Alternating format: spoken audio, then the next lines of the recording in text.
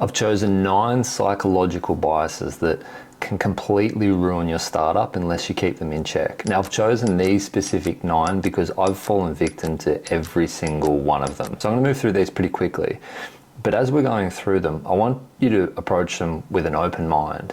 And with each bias, I want you to ask yourself, do I suffer from this bias? And it's okay if the answer is yes, because we're only human, we're flawed. So let's rip into them. Number 1 is the survivorship bias. And this occurs when we only listen to the successes and completely disregard the failures. And the best example of this is successful companies. We tend to only listen to successful companies around their advice. What was their strategy? How did they win? How did they crack it? And we completely disregard that there's an absolute graveyard full of startups or businesses that followed the same strategy, the same advice, but failed. So we need more context, and that's why we need to ask more questions around this. Are we only listening to the survivors, hence the name, or are we completely disregarding all of the valuable information that we could be learning from the failures as well? Now, as a founder, you really need to be mindful of this because it can set really unrealistic expectations around results, and it leads you to implementing a poor strategy because you're working from an incomplete data set. There's a couple of ways you can combat it. One is just to study the failures. Find businesses like yours that failed. What was their strategy? Why did they fail? Second one is try and seek advice from mentors, not only that are successful, but have failed multiple times beforehand. Because I've found that founders that have failed multiple times, they tell you what to avoid more than what you should be doing. And sometimes that advice is better. Now, the second one is confirmation bias. And you've probably heard this one before. It's the most popular. We all suffer from it. It's when we read information and only listen to the evidence that supports our belief already. And we completely disregard any kind of evidence that is contradictory to our belief.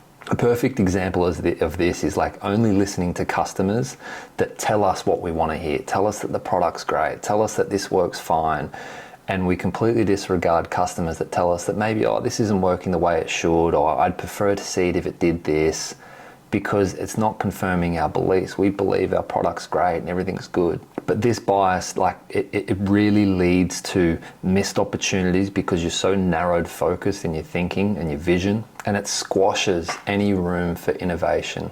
2 things to think about with the confirmation bias, like try and avoid it, is 1, actually seek out contradicting advice. Look for things that go against your belief and use that data to make better decisions, and don't just go off your intuition all the time. Intuition is strong and you should use it, but also back yourself with data. Number 3 is the overconfidence bias. And this one's probably affected me more than any of the other biases.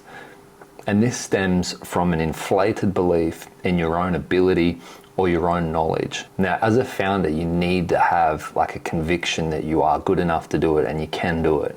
But overconfidence can cripple you. An example of this is just believing that your product is so good that you don't need to do any sort of market validation because you can see the vision, you can see the problem, you understand the solution, you're just going to go ahead and go 100 miles an hour and build it and they'll come. But rushing in like that with overconfidence, it'll lead to like wasted resources, mismanaged teams, and then like completely unavoidable or irreversible mistakes. And similar to the other biases, try and surround yourself with people who will challenge your ideas.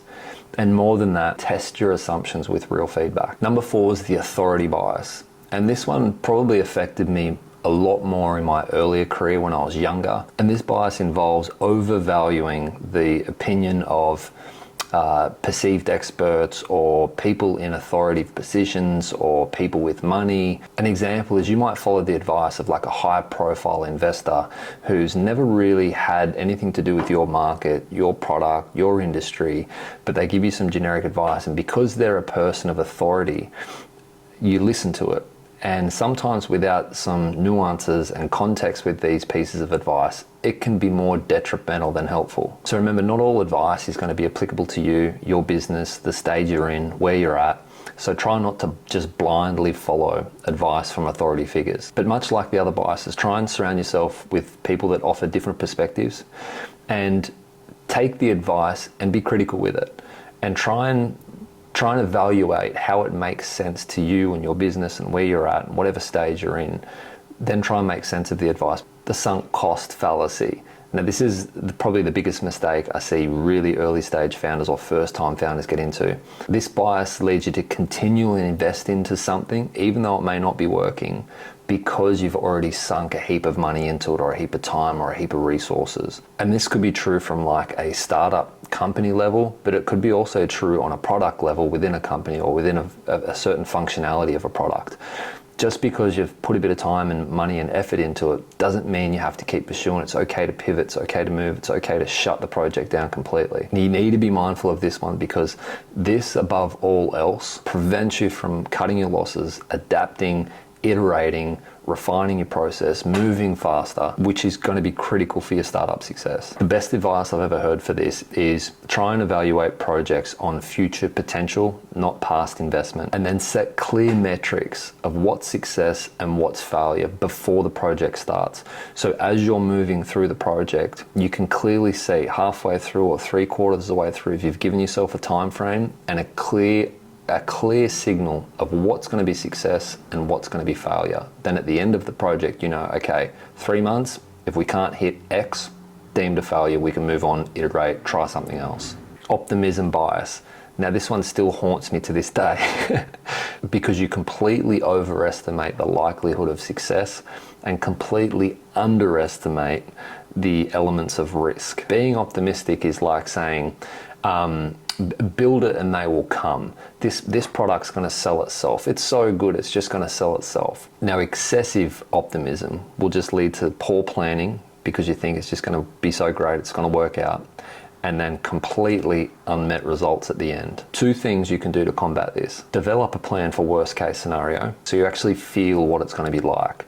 What's worst case scenario look like here? And balance your optimism by not just saying why this is going to work and why it's going to be so great, but actually write down 5 to 10 things of why will we be destroyed by this? Why won't it work? So try and balance your optimism with a hint of pessimism. Next one's a hindsight bias. And this is where you believe an outcome was obvious after the fact.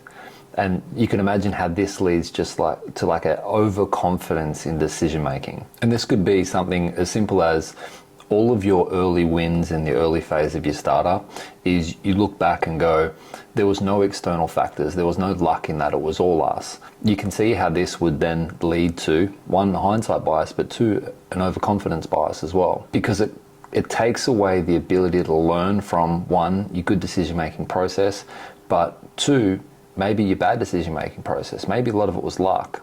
And then you'll continue to make those decisions, and then eventually you'll strike out. And the way to avoid this is by focus on your decision-making process, not the actual outcome. And if you want a book to read about this, I highly recommend Thinking in Bets by Annie Duke. If you really want to get geeky about it, write out your decision-making process for all these major decisions. And then over time, like a journal or a diary, go through them and try and look at the outcomes of what happened in that phase. And was it a good decision-making process, or did you kind of just get lucky? Number 8's the blind spot bias. And this one is almost all of us. The blind spot bias has you believe that you're less biased than everyone else. Now, biases can just run through our life. It could be you favor people in your organization. It could be you favor a certain decision-making process. Like we're biased about a lot of things. And the challenge with it is it blinds you to your own flawed thinking. And it puts this barrier between yourself and improvement. 2 ways to try and combat this is, 1, review your decision-making process. Are you biased when it comes to certain things? And the second one is, like a lot of the other pieces of advice, is have people challenge your decision-making process. Respectfully, of course, but have people disagree with you. Number 9 is the anchoring bias. And this is where we cling on to the first piece of evidence, first piece of information or data that we receive. And this could be as simple as when you're doing your product discovery or customer calls, and you're trying to work out what your pricing is, and a customer tells you that they think it's worth this a month, then you hang on to that price.